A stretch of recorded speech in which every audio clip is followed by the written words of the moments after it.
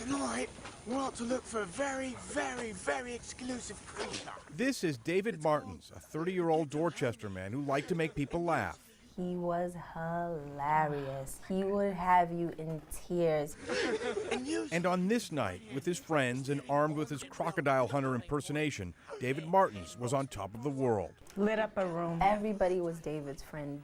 Shh, be very, very quiet. These special creatures are real sensitive.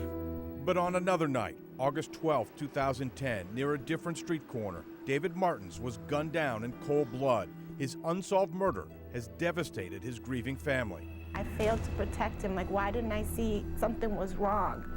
David Martins was shot to death sitting on these front steps at 531 Adams Street in Dorchester. It was a hot summer night, and Martins was here with his friends. Boston Police Homicide Detective Richard Daly shows me where it all went down. This is the scene of the murder right here. Correct, on this front porch landing. Where was he sitting? Right up here to the right of the door. And just before 9:30 that night, a gunman opened fire on David from a side alley. This area right here was littered with shell casings, ejected shell casings, indicating to us that the shooter was standing right in this area and firing right at him. David Martins was taken to Boston Medical Center. He was pronounced dead. His sisters never got the chance to say goodbye. This was a shock to me. This was an absolute shock to me.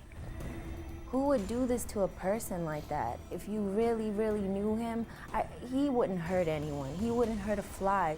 You're looking at the same view the killer had when he opened fire on David. In fact, the killer kept on shooting until he was right on top of David. David never had a chance. A teenager sitting next to David was hit too. He survived. And in all of the panic of the shooting, Boston police still do not have a clear description from all of the witnesses. That's a fact that does not sit well with David's family. This is a place he went often and surrounded by people that he thought was his friends. And in the end, this happened to him and nobody says anything, nothing. And it's so frustrating. There's no way that you didn't see the person. There's no way, which makes the whole story worse for the family.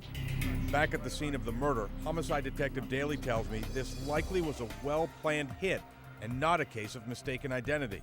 And if David's murder is ever going to be solved, someone has to talk. All these cases are marbled with walls of resistance, and I know there's a lot of variables for people not coming forward, and we know that people know more information about this murder, and we know they're not coming forward.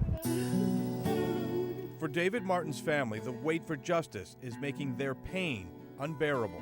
We understand we can't have David back, okay, granted, fine. But at least give us justice. We have no peace. There's no peace in our hearts. I just want to know that whoever did this to my brother is going to pay for it. He left the family destroyed. He left the little girl without a father. And he left the sister destroyed. He left the sisters completely destroyed. I don't know if we'll ever be the same. If you can bring justice to David Martin's family, contact Boston Police Crime Stoppers. For New England's Unsolved, I'm Bob Ward, Fox 25 News.